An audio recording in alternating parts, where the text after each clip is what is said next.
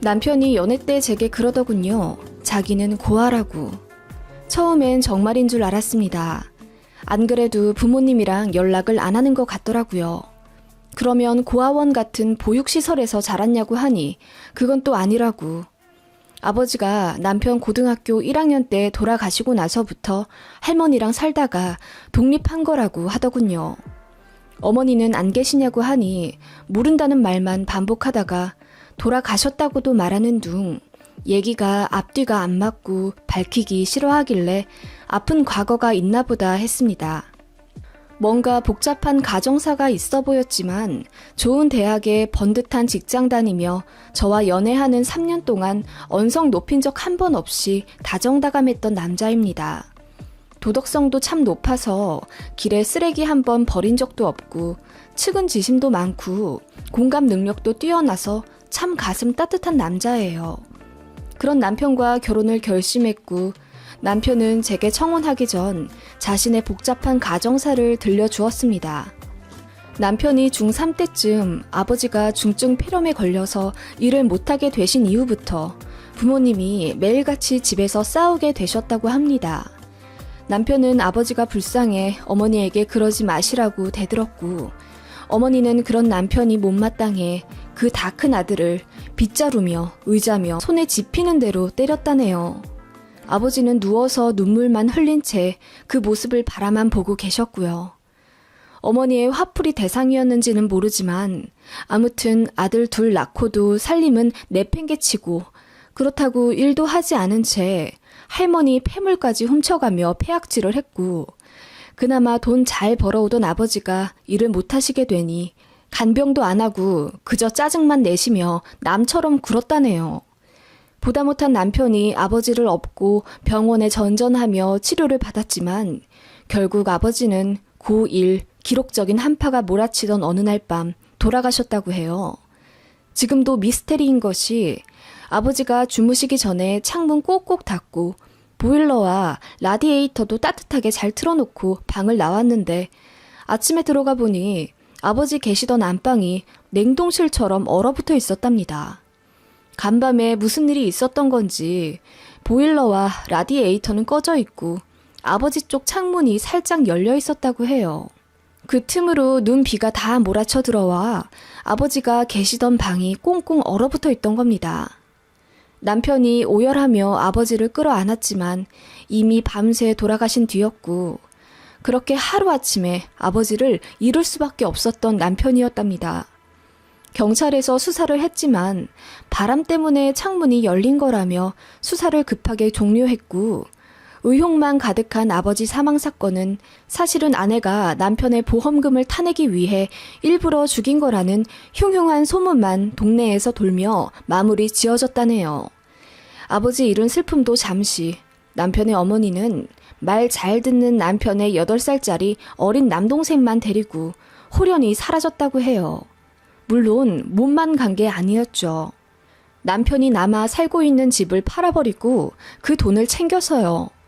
보험금 수익자도 어머니 이름으로 변경했으니 보험금도 아마 몇 천만 원 챙겼을 거라네요. 하루아침에 집도 잃고 가족도 잃은 남편은 학교 담임 선생님의 도움으로 학교 당직실에서 한 달 정도 잠을 자며 학교를 다니다가 할머니가 동네 사람에게 뒤늦게 소식을 듣고 울면서 교실에 찾아오신 이후로 할머니와 함께 살게 되었다네요.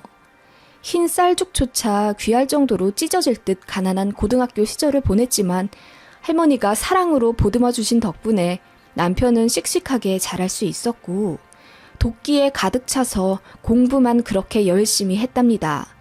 그 결과 명문대에 장학생으로 입학했고 연봉 높은 좋은 직장에 취직할 수 있었대요. 정신없이 돈을 모아 할머니를 위한 작은 아파트를 하나 마련해드리고 못다한 효도를 할머니께 다 해드렸다네요. 저도 결혼 허락차 할머님을 뵈러 간 적이 있었는데 고생을 많이 하셔서 얼굴과 손이 많이 상하셨지만 그 미소만큼은 성자만큼 인자하고 자애로우셨어요. 저는 남편의 이야기를 듣고 눈물을 참을 수가 없었습니다. 제 가정사도 사실 평범하진 않거든요. 술과 도박에 빠져 살며 매일같이 엄마를 구박하고 못살게 굴었던 아빠 밑에서 컸습니다. 아빠가 돌아가시고 난 후 비로소 평안을 얻었지만 아무튼 저도 아픈 기억이 있는 터라 남편의 상처 역시 제 일처럼 가슴 아팠어요. 저희는 손을 맞잡으며 누구보다 행복한 가정을 꾸리자고 눈물로 약속했습니다. 그렇게 하게 된 결혼식엔 남편 혼주석에 남편의 할머니만 오셨습니다. 시어머니처럼 평생 모실 생각이었는데 저희 결혼 생활 하는 거 겨우 반년 보고 돌아가셨네요. 아무튼 그렇게 저희는 아들, 딸 낳아 평범하지만 너무나도 행복하게 가정 꾸리며 살아가고 있었어요. 결혼 기념일 6주년에는 아들, 딸이 동전 모아 집 근처 꽃집에서 산 꽃다발과 남편의 깜짝 선물인 제 USB 차도 받으며 눈물 펑펑 쏟는 행복한 시간을 보냈었죠. 그런 시간도 잠시 몇 주 뒤 상상도 못할 일이 생기게 됩니다. 남편이 고향 동생의 결혼식에 방문해서 그곳에서 오랜만에 만난 친구들, 동생들에게 나눠준 명함이 화를 불러 일으켰어요. 그 중에 한 명이 남편 예전에 연락이 끊겼던 남동생, 그러니까 저에게 도련님이죠. 도련님과 학교 선후배 사이였던 겁니다. 도련님이 그렇게 어찌저찌 남편의 연락처를 캐물었고 20년이 훨씬 넘어서야 상봉을 하게 되었어요. 남편은 사실 어머니에게만 악감정이 있었지 당시 어린 동생이었던 도련님은 늘 그리워했었거든요. 너무 어린데 그 악독한 어머니에게 버림받고 어디 고아원에 처박혀 있진 않을까 생각하며 전국에 있는 고아원에 연락도 해보곤 했대요. 물론 남동생의 이름은 없었답니다. 그때만 해도 남편도 요령이 없어 동사무소에서 서류 떼는 방법도 몰랐고 한참 후에야 알게 되었지만 남동생은 어머니와 경기도 모처에서 잘 살고 있었던 걸 알게 된 이후부터 가슴속에서 관심을 끊었다고 해요. 아무튼 그런 남동생이 남편에게 연락을 한 거였죠. 저나 남편이나 40이 넘을 정도로 시간이 많이 흘렀기에 남편 역시 예전만큼의 폭풍의 감정은 남아있지 않았지만 어머니를 혹시라도 보게 될까봐 그 점에 조심스러워하며 처음엔 남동생을 만나려 하지 않았습니다. 그런데 도련님이 너무나도 적극적으로 딱 한 번만 보자고 졸라대는 통에 결국 만남을 가졌고 남편은 뒤늦게 몰려온 감정에 잠식되어 상봉하자마자 거의 30분을 통곡하며 울었습니다. 저도 옆에서 보면서 울었죠. 그런데 도련님은 처음에만 조금 울었고 나중에는 덤덤한 듯 하더라고요. 그렇게 애타게 만나자고 했던 그리운 형인데 막상 만나니 태도가 좀 돌변한 듯 차갑게도 느껴졌어요. 아마도 제3자인 저만 느낀 듯했고 남편은 정신이 없어서 몰랐던 것 같기도 하더라고요. 결혼하고 나서 처음으로 보게 된 도련님은 그간 어떻게 살았는지를 말하면서 그제야 울더군요. 엄마 손잡고 뭣도 모르고 고향으로부터 도망쳐 나와 어느 산골짜기 집에 들어가 숨은 듯 살았대요. 어머니는 남편을 죽인 살인자일 거라는 주변의 모함 때문에 괴로워서 도망친 거였고 그나마 말 잘 듣는 막내 아들마저 없으면 살 자신이 없을 것 같아 데리고 나온 거라며. 그런데 집 나오자마자 사기를 당해서 빈털터리가 되었대요. 사망보험금도 거의 잃어버린 수준으로 그냥 없어졌다나? 그래서 쓰질 못했대요. 그런데 설상가상으로 어머니가 위암에 걸리게 되고 시동생이 어린 나이부터 5만 가지 알바를 다 하며 어머니 병간호를 했답니다. 서류상으로 형이 어디 살고 있는지는 알게 됐지만 어머니가 아들한테 피해주기 싫다며 연락을 극구 만류한 까닭으로 형에게 찾아오지 못했었다며. 현재는 항암 치료 중이지만 오늘 내일 한다며 먼 아랫지방 단칸방에서 월세살이를 한다더군요. 남동생은 전국 돌아다니며 일용직으로 일하고 있다고 하고요. 평생 연락하지 않으려 했지만 어머니가 돌아가신 후에 연락하면 형인 남편도 더 가슴 아플 것 같아 미리 얼굴이라도 보라고 연락을 했다는 겁니다. 그 얘기하면서 어찌나 꺽꺽 울던지. 남편도 그 말에 너무나 가슴 아파했습니다. 본인의 삶을 기구하게 망쳐버린 어머니지만 위암에 걸려 생사를 왔다 갔다 하는 상황이라니 마음이 안 좋을 수밖에 없었죠. 시동생이 이러더군요. 우리 엄마 언제까지 살지 몰라. 의사는 아마 3개월 넘기기도 힘들 거라고 하더라고. 그 말을 듣고 온 남편은 잠도 제대로 자지 못하고 내내 괴로워하는 것 같더라고요. 저 역시 그런 남편이 안쓰러웠고 큰맘 먹어 어머님을 모셔오자고 했습니다. 이대로 돌아가시면 당신도 평생 마음에 한이 남지 않겠어? 모셔와서 하고 싶은 말도 다 하고 당신도 풀어. 그리고 떠나시기 전까지 잘 간호해드리자. 당신도 사실은 그렇게 하고 싶은 거잖아. 여보, 나 정말 마음이 너무 복잡해. 그리고 이해해줘서 고마워. 내가 당신 없었으면 어떻게 살았을까? 제게 안겨 통곡하는 남편을 달래 시동생에게 연락해서 어머님을 모셔오라고 했습니다. 저희 집은 참고로 남편과 저 둘이 악착같이 모아 서울에서 괜찮은 42평 아파트에 살고 있었어요. 방은 4개였고요. 창고처럼 쓰던 방 하나를 깨끗이 비워 그곳에 어머님을 모실 준비를 했습니다. 아랫지방에서 올라오신다던 어머님은 생각보다 빨리 도착했고 저는 그것보다 어머님의 모습에 너무 놀랐습니다. 시한부 3개월 남았다는 시동생의 말과는 다르게 너무나도 통통하시고 낯빛도 건강한 분이 들어오시더라고요. 저는 다른 사람인 줄 알았습니다. 화장도 하지 않으시고 머리도 부시시 하셨지만 분명 그 모습은 오늘 내일 하는 중증 환자의 모습은 절대 아니었어요. 에구구 힘들어라. 아들아, 내 큰아들아, 잘 있었니? 미안하다. 하시며 남편을 끌어안고 큰 소리로 오열하시는 시어머니였습니다. 남편도 처음에 생각했던 아픈 환자의 모습이 아니라 좀 당황하긴 했지만 그래도 오랜만에 만나는 어머니라 감정이 이내 복받친 듯 하더라고요. 그렇게 울다가 저희 아이들을 차례로 소개시켜드리고 방에 모셨습니다. 아무리 봐도 아프신 분 같지가 않았어요. 남편 역시 같은 생각이었죠. 항암 치료는 계속 받으시는 거예요? 응, 그런데 가망이 없다나 봐. 그냥 중단했어. 의사가 항암 안 받아도 된대요? 응, 이제 안 해도 된대. 그냥 죽을 날만 받은 거지 뭐. 그런데 아들아, 며느라, 내가 오면서 뭘 먹질 못했는데 죽 한 그릇 떠다 줄 수 있겠니? 아, 네. 죽 드셔도 괜찮으시죠? 제가 어머님 도착하기 전에 좀 찾아봤는데 위암 중증 환자는 유동식 같은 거 겨우 드신다고 해서 저희가 한 박스 좀 사다 놨거든요. 유동식? 캔에 있는 그 환자들 먹는 거 말이냐? 네, 소화가 어려워. 아니, 그 맛도 없는 걸 왜 먹어? 그냥 죽 해다 줘, 죽. 소고기 있으면 좀 잘게 넣어서 해주고. 어머님은 고개를 절레절레 하시며 소고기 죽을 요청하시더라고요. 좀 당황스러웠어요. 아무튼 그렇게 죽을 만들어 드렸는데 어머님이 간을 하나도 안 했다며 갑자기 화를 내시더라고요. 내가 죽을 날 받긴 했지만 아무리 그래도 소금간 하나 하지 않으면 어떻게 먹느냔 말이야. 간장이랑 참기름 좀 떠다 오너라. 아프시다던 어머님이 호랑이처럼 드생 기운으로 호통을 치시더라고요. 그 모습에 저도 놀랐고 남편과 애들도 놀랐습니다. 며칠 뒤 남편이 참다 묻더군요. 엄마, 아프다고 해서 모셨는데 내가 보기엔 엄마 하나도 안 아픈 사람 같아. 내일 당장 병원부터 가보자. 뭐? 병원? 너 내 말 못 믿겠다는 거냐? 나 3개월도 못 산대도.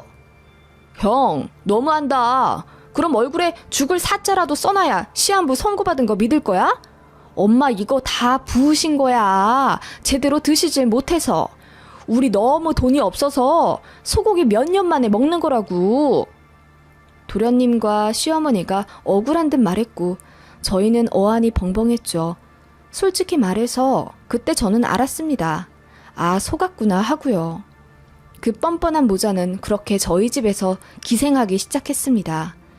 병원부터 가보제도 힘이 없어 현관 밖으로 3발자국도 못 나가겠다며 들어 누우시더니 냉장고 뒤질 땐 왜 그리 힘이 넘쳐나는지. TV도 엄청 크게 틀어놓으며 깔깔거리며 웃고 노래자랑 같은 거 틀어놓으면서 목청껏 따라 부르시더라고요. 누가 봐도 하나도 안 아파 보였어요. 남편이 결국 나가라고 화를 냈습니다. 그렇게 버리고 가서 평생을 힘들게 살았고 증오하며 살았는데 살 날이 몇 개월 남지 않았다는 얘기 듣고 동정심에 모셔온 거라고. 아프지 않았으면 모셔올 생각도 안 했고 연락조차 안 했을 거라며 이렇게 멀쩡할 거면 그냥 빨리 나가라고 했어요. 그랬는데 그 뻔뻔한 시어머니가 피식 웃으며 말하시더군요. 왜? 내가 네 아빠처럼 빨리 죽었으면 좋겠어? 내가 이렇게 몇십 년 만에 큰아들 내에서 효도 좀 받다 죽을라는데 그게 그렇게 고가워? 보기 싫으면 네 아빠처럼 어서 나를 하늘로 보내버려. 뭐라고요? 어머니, 그게 버린 아들한테 할 말이에요? 너도 내가 네 아빠 죽였다고 생각하는 거잖아. 아니야? 어머니, 그래요. 말 나온 김에 물어볼게요. 그때 어머니가 창문 열고 보일러도 껐죠? 내가 아빠 잠들기 전까지 아빠 살펴봐 드리고 나왔어요, 분명히. 그리고 엄마는 그날 새벽에 들어왔죠. 그리고 나서 아빠가 그렇게 된 거예요. 그래, 맞아. 내가 네 아빠 죽였어. 돈은 안 벌고 내내 빈둥거리며 누워만 있는 게 눈꼴 시려워서 보험금이라도 빨리 내놓고 가라고 내가 그랬다. 네 동생도 봤어. 그런데 지 엄마 보호해준다고 지금까지 뻥끗 안 하는 거야. 얼마나 착하니? 내가 싹수 딱 보고 네 동생만 데리고 나온 거지. 너는 애초부터 애미인 나를 벌레 보듯이 했어. 엄마가 쌀집 아저씨랑 바람난 거 내가 모를 줄 알았어요? 바람나서 자식들이 오늘 한 끼나 제대로 먹었는지 궁금해하지도 않았으면서 그런 엄마를 어떻게 엄마 취급해요? 네 동생은 나 엄마 취급 잘만 해주더라. 시어머니는 그렇게 외치고 방으로 들어가 버리셨어요. 처참한 심정의 남편이 그 길로 고향 동생들에게 수소문해 도련님에 대한 정보를 수집하기 시작했어요. 알고 보니 도련님이랑 시어머니는 사기 전과도 있던 모자 사기단이었다더군요. 가정사가 워낙 좋지 않은 남편이라 고향 동생들이 아예 말을 하지 않았다고 해요. 그래서 도련님이 형 전화번호 알려달라고 했을 때 다들 모른 척하고 있었는데 눈치 없는 한 동생이 그냥 알려주게 된 거라나. 그날 이후로 저희 집은 모든 것이 꼬여버렸습니다. 모든 게 드러난 도련님과 시어머니는 어렵게 들어온 저희 집에서 절대 나가지 않으려 했습니다. 남편과 제가 나가라고 억지로 밀어도 되려 경찰에 신고할 거라며 자기들 몸에 손도 못 대게 하더군요. 저희가 들어오라고 연락한 증거가 있다면서 이렇게 무력을 써서 내보내면 저희들 처벌 대상이라며 말은 어찌나 청산유수처럼 잘하던지요. 사기꾼들이라 다르긴 다르더군요. 어린 아이들이 있으니 그 앞에서 몸싸움을 하거나 매일같이 싸울 수도 없었습니다. 아이들 앞이라서 더 신중해야 했어요. 가뜩이나 괄괄한 시어머니 때문에 스트레스 받아 했었거든요. 몸 아프신 할머니 모셔온다고 하니 간호해드릴 생각이었던 착한 애들인데 말이죠. 그 와중에 시동생이 이러덥디다. 형수, 반지 같은 거 하나 없수? 뭐라고요? 반지요? 왜요? 아니, 내가 반년 정도 만나는 여자가 있는데 이제 슬슬 결혼이나 할까 해서. 그런데 내가 돈은 없고 혹시 갖고 있는 반지 있으면 좀 빌려줘 봐요. 프로포즈만 잠깐 하고 돌려드릴게. 뭐라고요? 남의 반지를 빌려서 프로포즈를 한다고요? 제정신이세요? 왜 안 돼요? 우리 엄마가 여자한테 큰 돈 쓸 필요 없대요. 형수한테 하나 빌려서 청혼하라고 하던데요? 어쨌든 프로포즈는 해야지 넘어오니까 예물 반지 같은 거 하나 있음 좀 빌려주오. 쓰고 바로 갖다 줄 테니. 뭐라고요? 시어머니가 그랬다고요? 나 참 어이가 없어서. 안 그래도 시어머니 모셔오고 나서 저희 기중품은 모두 외부로 빼서 보관비 내고 맡겼거든요. 나가기 전까지 조심해야 하니까요. 그거 알고 저러나 싶었죠. 자기들도 나름대로 저희 등쳐먹으려고 머리 꽤나 쓰는 것 같았어요. 사실 여러분, 저희도 생각이 있었답니다. 시어머니와 도련님을 완전히 쫓아내고 다신 근처도 못 오게 하는 방법이요. 그 방법을 위해 남편이 한동안 잠도 못 자고 변호사들과 상담했었고요. 경찰서 법원을 제 집처럼 들락날락 거렸어요. 마침내 남편이 경찰을 데리고 집에 왔습니다. 사실 시어머니가 본인이 시아버지를 돌아가시게 만들었다는 사실을 자기 입으로 밝힐 때 제가 다 녹화하고 있었어요. 처음 저희 집 왔을 때부터 이상한 거 눈치챘고 그 이후로 시어머니 대면할 때마다 꼭 동영상 녹화를 켜놓고 얘기했습니다. 그래서 그때 어머님이 자백한 게 다 녹음이 되었어요. 그때 홧김에 저희 남편 약 올린답시고 아주 자세히 말씀해 주셨거든요. 마침 살인 공소시효도 25년으로 늘어났게 됐고 남편이 경찰서와 법원에 끊임없이 간청하여 제 수사권을 따오게 된 거죠. 시모는 그대로 경찰서에 끌려가게 되었고 결국 남편을 살해했다는 범행을 시인했다고 하네요.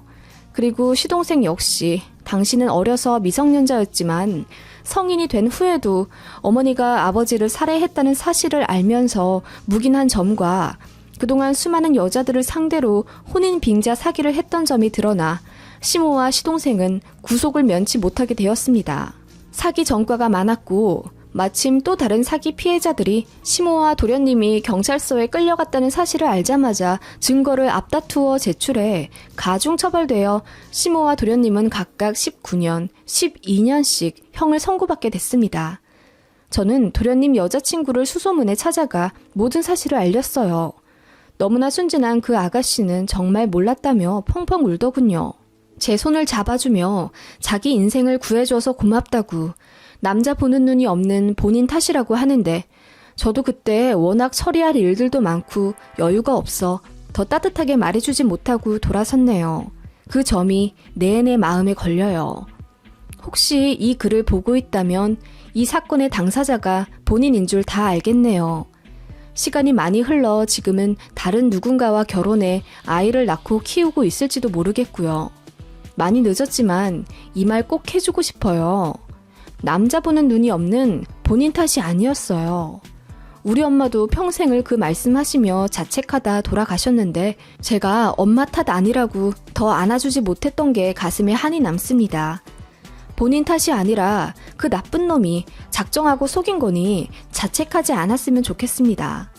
참 저희는 다른 집으로 이사 갔고요. 혹시라도 몇 년 뒤 형을 다 살고 나올 시모와 시동생이 서류상으로 저희 개인정보를 절대 열람하지 못하도록 조치도 해놨습니다. 남편은 어머니에게 한 번 더 뒤통수를 맞은 충격에 한동안 힘들어했지만 가족으로 인한 상처는 가족으로 치유한다고 저희 애들과 부대껴 여행도 다니고 그러면서 치유했어요. 지금은 너무나 행복하고요. 쓰다 보니 길어졌네요. 여러분 모두 가족과 함께 행복하시길 바랄게요.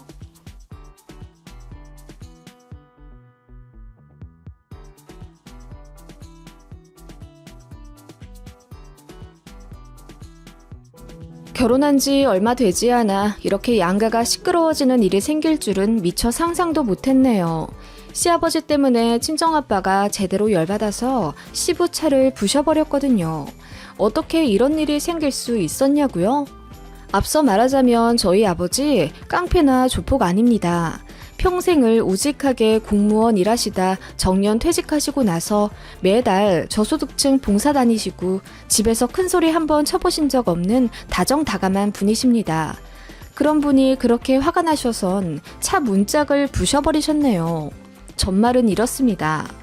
사내 커플이었던 남편과 2년 전 결혼을 했어요. 행복했죠. 남편도 자타공인 좋은 사람인데다 시어머니도 너무 소녀 같으시고 저에게 잘해주시는 좋은 분이었고 나이 어린 손 아래 신우도 저에게 수줍어하며 새 가족 생겼다고 편지도 써줄 정도로 마음이 너무 예쁜 사람입니다. 다만 시부는 굉장히 가부장적이시고 성격도 장군 스타일이셨습니다. 호통치시듯 말씀하시는 게 일상이신 좀 와일드하신 분이세요. 뭐 그렇다고 가정폭력을 행사하거나 그런 분은 아니긴 한데 좀 천상천하 유아 독존 스타일이시라고 해야 하나? 뭐 그렇습니다. 결혼 전에는 솔직히 시댁 뭐 자주 볼까 싶어서 그런 면이 딱히 신경 쓰이진 않았습니다. 그리고 남편은 시아버지를 닮지 않았고 시어머니를 닮았거든요. 성격도 착하고 순합니다. 남편은 저와 연애 때부터 말하길 본인 아버지의 와일드한 면이 너무 싫었다고 그런 모습 절대 닮고 싶지 않아서 의식적으로 반대로 행동했다고 해요. 저랑 남편 스펙 역시 동등하고 양가 재정적인 상황도 비슷합니다. 다만 시아버지 쪽에서 형제들이랑 지방에 2층짜리 건물을 하나 공동으로 소유하고 계시는데 그게 현재 20억 정도라고 하고요. 시아버지 몫은 그럼 한 5억 정도 되시는 듯해요. 시아버지는 결혼 전부터 이 부분을 계속 강조하시며 앞으로 그 지역 땅값이 계속 오를 테니 저희 부부에게 떨어질 돈이 최소 10억은 될 거라고 누누이 말씀하셨습니다. 제가 둔감해서 그런 건지 아님 나이가 어려 세상 물정을 모르는 건지 저는 유산에 대해 1도 생각해 본 적이 없습니다. 부모님 재산은 부모님 거라는 생각이 예전부터 박혀 있었습니다. 저희 부모님은 사랑으로 온 마음 다해 절 키워주셨지만 금전적인 부분에서는 저를 독립적으로 키워주시려고 노력하셨고 그런 부모님 가르침으로 저는 대학생 때부터 스스로 학비 벌고 제 살 길 찾아 공부도 열심히 해서 좋은 직장 잡았습니다. 그래서 시아버지의 유산 어필이 솔직히 이해가 잘 가지 않았어요. 아무래도 가부장적이고 보수적인 마인드가 있어서 시아버지는 내심 아들 하시는 성향이 있으셨습니다. 나중에 아들한테만 물려준다는 식으로 말씀하셨고 살아있을 땐 아들한테 받아야 된다는 마인드셨습니다. 그래서 그런지 남편 쪽으로 들어온 축의금도 전부 가져가시더라고요. 남편이 친구들에게 받은 축의금까지도 몽땅요. 저희는 부모님 지인이랑 친척들에게 받은 축의금은 부모님이 가져가셨고 제가 친구들 그리고 직장 동료들에게 받은 축의금은 오롯이 저 주셨거든요. 결혼하고 신혼여행 다녀와서 시아버지가 저희 불러 앉히시군. 결혼했으니 다른 건 안 바라고 저희만 잘 살면 된다 덕담을 한창 하시더니 차를 바꿔야 하는데 돈 좀 보태줄 수 있냐고 물어보시더라고요. 이런 건 자식이 좀 보태줘야 하는 게 맞다고 하시며 나중에 어차피 유산으로 몇 억 받을 건데 이런 거에 돈 아까워하면 안 된다고 하시더라고요. 좀 웃긴 게 시아버지가 결혼 전에는 안 이러셨거든요. 그런데 며느리라고 제가 들어오니 그 다음부터 저와 남편에게 기대하고 요구하시는 게 달라지시더라고요. 남편이 대출금도 있고 그래서 지금 당장은 못 바꿔드린다고 했더니 본인이 언제 차를 바꿔달라 했냐며 단돈 500만 원이라도 좀 보태주는 게 아들 부부로서의 인지상정이라고 얼마나 호통을 치시던지요. 그래야 면이 산다며 주변에서 아들 부부 결혼시켰는데 똥차 계속 끌고 다닐 거냐고 긁어대셨답니다. 사실 시아버지 차가 좀 오래되긴 했었거든요. 그때 그래서 얼떨결에 제가 축의금으로 받은 450만 원을 그 자리에서 보내드렸고 남편은 미안해하다 본인 돈으로 저에게 다시 450만 원 메꿔서 보내주는데 그냥 안 받았습니다. 시아버지는 정말 저희에게 성의를 테스트해보셨던 건지 새 차로 그랜저를 뽑고 나서 저에게 500만 원을 주시더라고요. 좀 황당했습니다. 제가 주변에 이 얘기를 하니까 대놓고 구박하는 시어머니보다 저희 시아버지 같은 고단수 가부장적인 분들이 더 어렵다며 앞으로 제가 시집살이 제대로 당할 테니 만발의 준비를 하고 살으라며 겁주더군요. 그 말 들으니 좀 착잡하기도 했지만 솔직히 뭐 남편이랑도 알콩달콩 잘 살고 있고 최대한 제 편에서 저를 막아주려고 노력하면서 상황 좋게 만들어가려고 노력하는 남편이 있었으니까 안 싸우고 잘 살았죠. 아무튼 그런 사건이 있었고요. 명절에 만나 거나하게 취하실 때면 말씀도 이렇게 하시곤 했어요. 세은이는 결혼하면 남의 집 사람 되는 거잖아. 딸은 그런 거야. 키워서 남 줘버리는 거라고. 우리 가정에 새아가가 들어온 것처럼. 저는 그 말에 기겁을 했죠. 어머, 그런 게 어딨나요, 아버님. 아가씨 기분 상하겠어요. 그리고 저는 그냥 여전히 저희 친정집 딸 자식이고 시댁의 며느리예요. 저희 친정에서도 시댁에 저를 보냈다고 생각하지 않으세요. 물론 저에게 아버님, 어머님 같은 부모님이 또 생긴 건 맞지만요. 그렇게 생각해봤자 너는 우리 며느리고 우리 집안에 뼈를 묻을 사람이다. 내 제사밥 차려줄 사람이고 내가 돌려 말하는 그런 쪼잔한 성격이 아니라서 그냥 대놓고 말하마. 앞으로는 철저하게 우리 집안 사람이 되어야 할 것이야. 시어머니, 시아버지 말씀은 하늘의 뜻같이 여기면서 살거라. 알간? 말 안 듣고 엇나가면 부모된 마음으로 회초리를 들 수도 있어. 며느리라고 안 봐준다. 이게 다 세아가 너한테 도움이 되겠지. 그렇고 말고. 네? 회초리요? 제가 말 안 들으면 회초리질을 한다는 둥 좀 선 넘게 말씀하시는 시아버지 때문에 기분이 상하지 않았다면 거짓말이겠지만 워낙 취하셨기도 했고 가부장적인 마인드 때문에 그러시나 보다 하고 가볍게 생각하려고 했어요. 남편도 본인 아버지의 그런 식으로 말씀하시는 것에 대해 미안해했고 저더러 한 귀로 듣고 흘리라고 했죠. 알겠지만 우리 아빠가 좀 옛날 스타일 사람이잖아. 아직도 60, 70년대에서 살고 계셔. 그렇게 말씀하시지 좀 말라고. 내가 결혼 전부터 아빠 많이 말렸는데도 벽창호에 대고 말하는 것 같아. 나도 모르고 결혼한 거 아닌데 뭐. 괜찮아. 내가 알아서 그냥 좋은 뜻만 걸러 들을게. 고마워. 그리고 미안해 여보.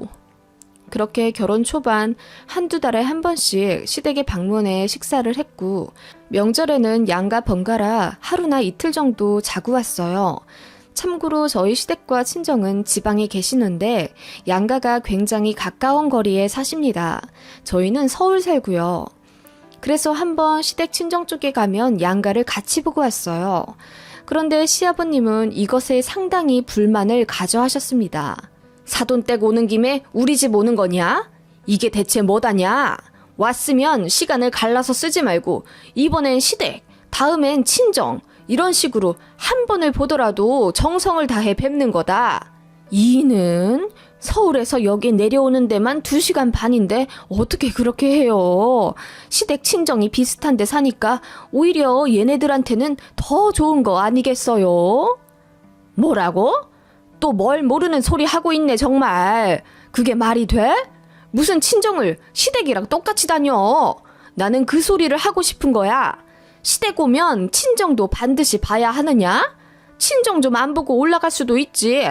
그리고 다음 구정 때는 친정 가지 말고 우리 집에서 2밤 자고 바로 올라가거라. 네? 친정에 가지 말라뇨 아버님. 어머님 말씀대로 저희는 그래도 양가 부모님이 가까이 사셔서 이렇게 더 자주 뵐 수 있는 거라고 생각해요. 시댁이랑 친정 번갈아 같이 보는 게 뭐가 어때서 그러세요? 아버님, 저는 친정 부모님도 못 보고 사나요? 뭐라고? 너 지금 감히 시애비한테 말대꾸 하는 거니? 결혼 초에는 안 그러더니 이제 좀 편해졌다 이거냐? 아버지, 그만 좀 하세요. 요즘 시댁 친정 중에 더 중한 데가 어디 있습니까? 그러지 마세요. 와이프도 처가에서 소중한 딸이에요. 바보 같은 놈. 결혼해서 지 처가 생겼으면 좀 단호하게 이끌어 가야지. 이건 뭐 얼렁뚱땅 지 애비 제사밥도 안 챙겨줄 놈이네. 내가 그러려고 너희 신혼집에 1억이나 보태준 줄 아냐? 아버지, 그건 정말 감사한데요. 그렇다고 이렇게 말씀하시는 게 어딨어요. 똑같이 돈 보태주신 와이프 처가에서는 아버지처럼 그렇게 말씀 안 하세요. 이 바보 같은 놈이. 결국 남편이랑 시아버지랑 대판 싸우게 됐고 남편이 저를 데리고 시댁에서 그냥 나와버렸습니다. 시아버지는 버선발로 저희를 쫓아오시며 이대로 가면 전련하겠다며 단단히 화가 나심을 어필하셨고 이런저런 일들로 본인 아버지에게 학이 떼일 대로 떼인 남편은 연을 끊든지 말든지 맘대로 하시라며 본인도 더는 못 참겠다는 뜻을 확고히 내비쳤어요. 안 그래도 남편이 시아버지한테 많이 질렸거든요.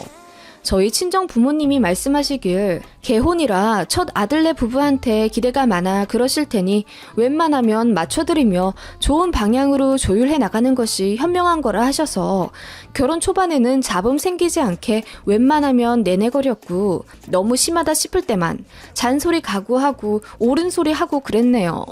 참고로 저희는 신혼집 구할 때 저희끼리 대출할 생각이었어요. 부모님 도움 안 받고요. 그런데 시아버지께서 먼저 자식들 보금자리에 부모가 돈 대주는 게 맞다면서 저희가 거절해도 한사코 주겠다시며 되려 신혼집에 양가 1억씩 지원해주는 거 어떻냐고 제안하셔놓곤 이제와 니들한테 준 1억이 어쩌고 저쩌고 하시니 남편도 기분이 아주 나빠진 겁니다. 게다가 그래야지 제가 시댁에 당당할 수 있다나 뭐라나 요즘같이 집값 폭등하는 시기에 남자 쪽에서만 돈을 내면 그건 불합리하다면서 어찌나 일장연설을 하셨는지. 사실 저희 부모님 안 그래도 1억 5천 정도 보태주시려고 제 앞으로 돈 모아주셨던 게 있었거든요. 그런데 또 시댁보다 더 많이 보태주는 건 안 된다네요. 똑같이 내라고. 아무튼 그렇게 똑같이 1억 보태주신 처가댁도 있는데 제 앞에서 본인도 부끄럽고 미안하니까 그런 복합적인 마음에 아버지랑 연을 끊는다고 해버린 거죠. 착잡하더라고요. 일단 그렇게 저희는 집으로 돌아왔고 시어머니만 발이 동동 굴러서 이제 어떻게 할 거냐고 속상해 하셨습니다. 안 그래도 결혼하고 나서 저희에게 더 독불장군처럼 구시는 게 시어머니도 불안불안하다 생각은 했는데 이게 1년 반 만에 터질 줄은 몰랐던 거죠. 저는 굳이 나설 필요가 없다고 생각했어요. 안 그래도 시아버지는 저를 며느리라고 되려 무시하시고 제 친정인 사돈댁도 은근히 비하하는 발언도 많이 하신 상태인데요. 솔직히 이 상황이 너무 피곤했어요. 남편도 절대 전화하지 말라고 하기도 했고 저도 이 상황을 어떻게 헤쳐나가야 할지 고민도 해야 했고요.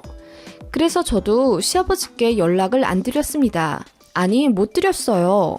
물론 시어머니랑은 가끔 전화도 카톡도 하긴 했지만 시아버지께는 2, 3주에 한 번씩 드리던 안부 전화를 끊었어요. 못했습니다. 전화하면 그 특유의 호통치시듯 말씀하시는 목소리가 들리는 듯해서 겁도 났고요. 그런데 시아버지는 매일같이 핸드폰을 보시며 저희 전화를 기다리셨다더군요. 시어머니가 말씀하시더라고요. 네 시아버지가 아주 벼르고 있는 것 같아. 이것들이 언제 사과 전화하나 지켜보고 있더라고. 내가 제발 마음 좀 곱게 쓰라고 해도 막무가내야. 미치겠어 나도. 니들 결혼하고 나서 더 심해져서 나도 이제 아주 이혼까지 하고 싶다니까. 에휴, 내가 며느리 앞에서 무슨 얘기를 하는지 모르겠다. 미안하다. 아니에요, 어머님. 괜히 저희 때문에 어머님만 중간에서 힘드시겠네요. 제가 남편이랑 잘 얘기해서 조만간 시댁 다시 방문할게요. 사실 남편이 아직 화가 안 풀렸어요. 지금으로서는 저도 어떻게 할 수가 없네요. 그럼 알지. 네가 무슨 잘못이 있겠니. 네 신우도 지 옳게 걱정 많이 하더라. 아무튼 몸 조심해서 출근 잘하고 너무 스트레스 받지 마라. 나도 네 시애비 잘 구슬려 볼 테니까. 네, 어머님. 본의 아니게 저도 참 죄송하네요. 그런 상황이 지속되던 와중 어느 일요일 아침이었습니다. 저는 남편과 주말 오전에 늘 가볍게 트레킹을 해요. 그날도 등산 장비 챙기고 동네 산으로 올라갔다 왔는데 제가 폰을 깜빡했어요. 급한 일 있으면 남편 폰으로 전화 오겠지 싶어서 그냥 3시간 정도 스마트폰 없이 산에 다녀왔습니다. 그리고 집에 와서 스마트폰을 확인하는데 부재중 전화가 3통 남겨져 있더군요. 시아버지였습니다. 보자마자 제가 얼어붙어서 남편에게 아버님한테 3번 전화 왔었어. 자긴 안 왔어?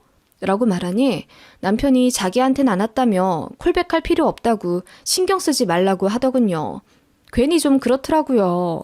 아무리 그래도 어른인데. 그래서 전화를 드렸습니다. 되게 긴장되더라고요. 신호음이 오래가서 제 전화 안 받으시려나 하고 끊으려던 찰나 시아버지가 받으셨습니다. 왜? 내가 죽고 나면 전화하지 그러냐? 네? 아버님, 그게 무슨 말씀이세요? 전화 못 받은 건 죄송해요. 저희가 핸드폰을 두고 산에 다녀와서. 뭐? 너는 화장실 갈 때도 폰 들고 가는 애가 그게 말이 된다고 생각하냐? 너 일부러 시애비 전화 안 받았지? 어? 네? 그럴 리가요. 정말 못 받았어요. 그래서 이렇게 다시 전화 드리잖아요.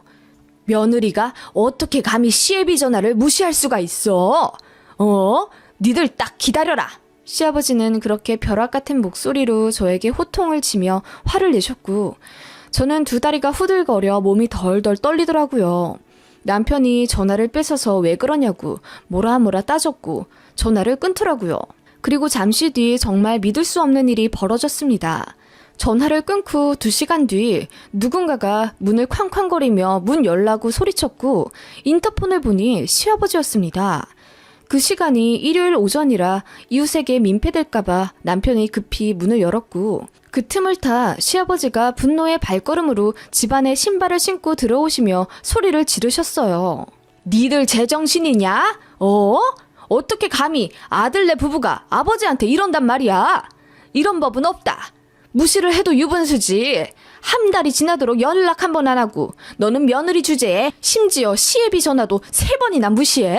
그러더니 거실에 있던 스탠드 조명을 확 쓰러뜨리시더라고요. 그 바람에 전구가 깨져 바닥에 유리 조각이 흩어졌고 시아버지는 그 상태로 TV도 부시고 화분도 들어 깨시더라고요. 말릴 틈이 없었습니다. 너무 순식간에 일어난 일이었고요. 시아버지가 저희 식탁 의자까지 들어서 바닥에 내리치시려는 순간 남편이 급하게 막아 뭐 하시는 거예요 지금? 일요일 대바람부터 쳐들어오셔서 이게 웬 추태예요? 추태? 니들이 나 무시하는 건 괜찮고 내가 이 집에 1억이나 준 게 아까워서 그런다.